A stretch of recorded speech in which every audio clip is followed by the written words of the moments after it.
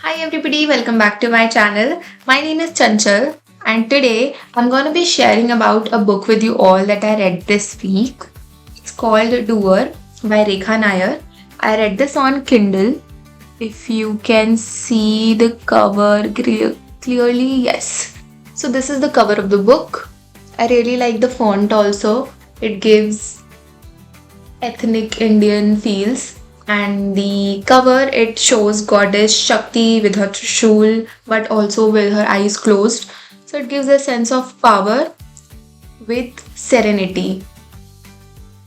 This book really taught me this that you can really have power with serenity along with forgetting your ego. So the first very interesting thing is what is ego and what is doer? Why is this title doer? So Rekha Nair. Oh, first of all, let me tell you who is Rekha Nair. So she's a pharmacist. She was born and raised in India, but when she went to US in the West, she actually found her spirituality there. And whatever she realized from her life, whatever she understood from her experiences, she has put them into this book. And when you read this book, you will actually see yourself in the words, in all the questions that she asks. You will see yourself asking those questions to yourself, basically. So that is why you will be connected too much with the words also. And believe me, this was worth reading. I read this continuously for a week, and every day, whenever I read the book, I used to start just like so many questions started popping up in my head that really, what is really love? What is really suffering? What are really choices? What are desires? The index of this book actually starts with all these 12 questions. Let me just read them for you. The questions. What have we forgotten? No, the first one is have we forgotten?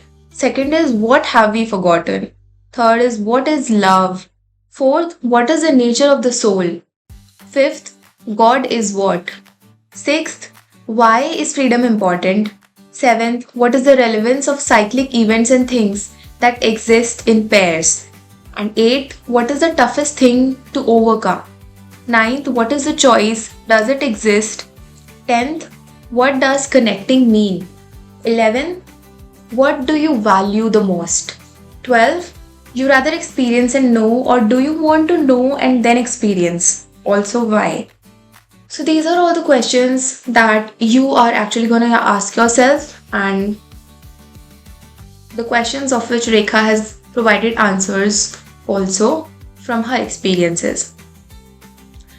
Now, these are all the things that you'll be reading and that you'll be learning about in this book. But let me just tell you one brief thing that what I understood. A very big thing that I understood from this book is the difference between your ego and the doer. Now, what is ego? Ego is anything that you associate. It actually sprouts when you start associating things with yourself. Like you are the creator of everything that is happening around us. Your success, your life, family, achievement, failure, misery, sadness, happiness, everything. If you start attaching everything with yourself, then there is an ego in you. But when you start understanding that you're not the sole controller of everything that is happening around you, but there are 100,000 many other factors that are also coming into play, then you understand that there is someone who is also playing a part in your life, and that someone is called doer. Rekha calls the doer as anyone who you consider a higher power. You can call it a cosmic law, you can call it a force, you can call it a mathematical equation, call it God, the one, the higher hand, whatever you want to call it. But there is something definitely operating beyond all of us.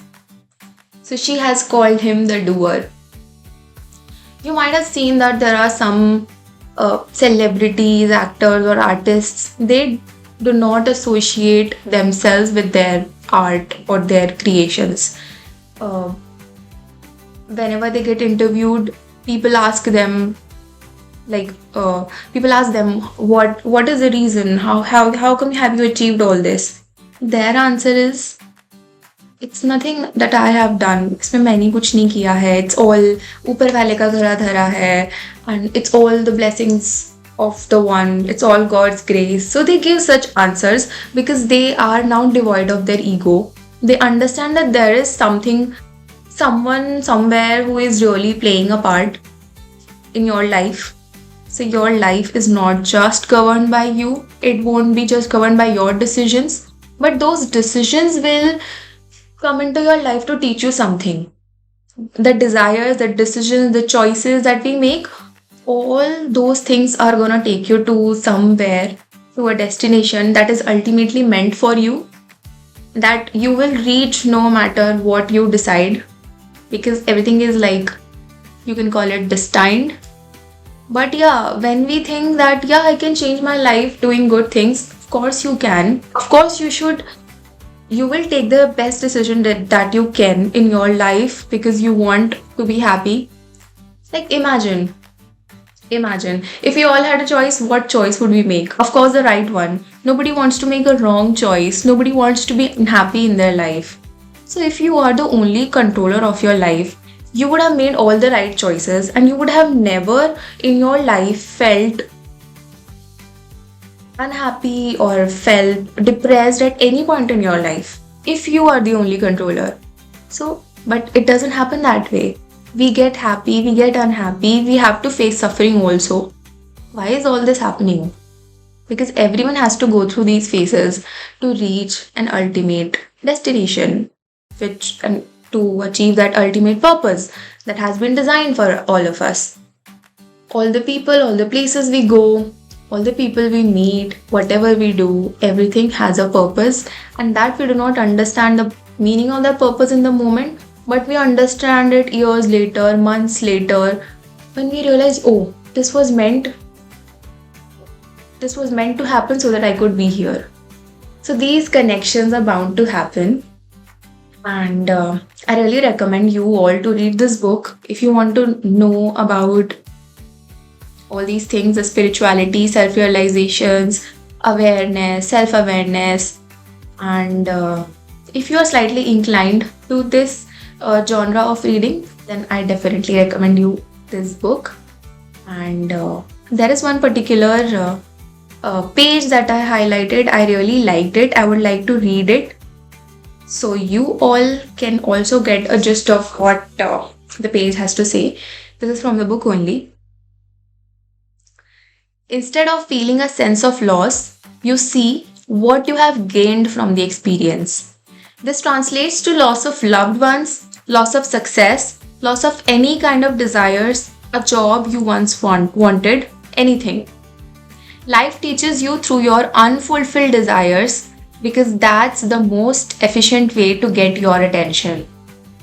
It's usually when a strong desire you had that goes unfulfilled, no matter how bad you wanted it or how hard you try, you see the powerlessness of your ego self that thinks it can do what it wants without connecting to its authentic power. Until then, no matter how much you hear or learn about something that's beyond your ego, you really can't seem to place anything in control other than your ego. So this particular page really resonated with me. That's why I shared this with you all. That's it. That's all that I wanted to share. Let me know in the comments how you liked it and what you want me to do in the future. I will keep sharing the insights from the book that I'm reading these days. Until then, have a good day, have a nice life, and keep accepting whatever circumstances are coming your way and be fulfilled in those circumstances. Bye bye.